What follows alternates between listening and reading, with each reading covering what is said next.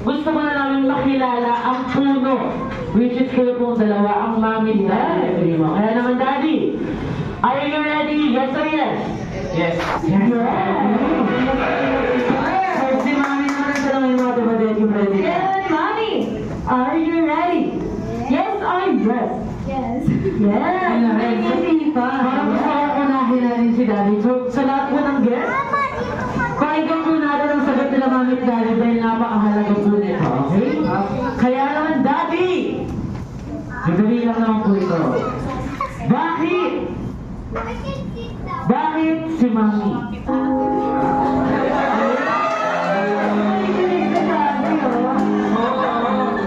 Siyempre, unang-una, na-love at first sight. Wow! First sight! Nagmahala na kami. Grabe mo na love at first sight. Sana talaga. So, Daddy, after mga love at first sight, ano yung tatlong katangian na lalo mong nagustuhan kay Mami? Una, siyempre, maganda, mabait, at caring.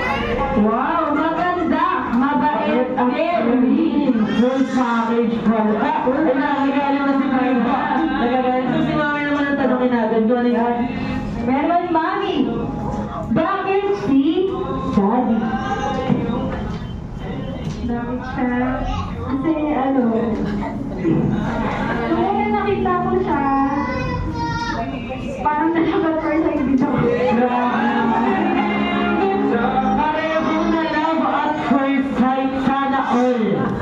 So, Mami, ano po yung tatlong katangian na nagustuhan niya rin po kay Daddy? Malambing siya. tapos Malambing? Kalog. Hello, ano yung lasa pinakagusto mo kay Daddy, Mami? Malambing.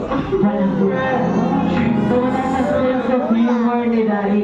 So, ngayon po, dumako naman tayo kay Primo po sa anak po ninyo. Ngayon po, tanong lang po namin, ano po ang favorite bonding mo nyo na kasama niyo po si Primo? Ano na TV? Manood, ano po mga pinapanood niyo sa mga television, ma? Kabutsi. Ako meron. May hilig sa Cocorella, sa mga pambata po. Nasusiga din naman po, ano po yung favorite bonding moments nyo na kasama niyo po si Primo? Yun din sa manood din, tapos naging umaga, sildoban. At least meron pa rin po kayong bonding moments. No? So, kahit ano po?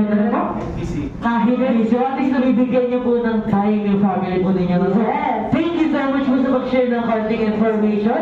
Ngayon naman po, bukod kila Mami Daddy and syempre kay Primo, sino pa ba ang nandito ako ba din? Yes, yung mga guest ni Primo! Syempre yung mga nagagandahan at nagbabakuhan natin mga guests. Kaya naman po ngayong hapon, kayo na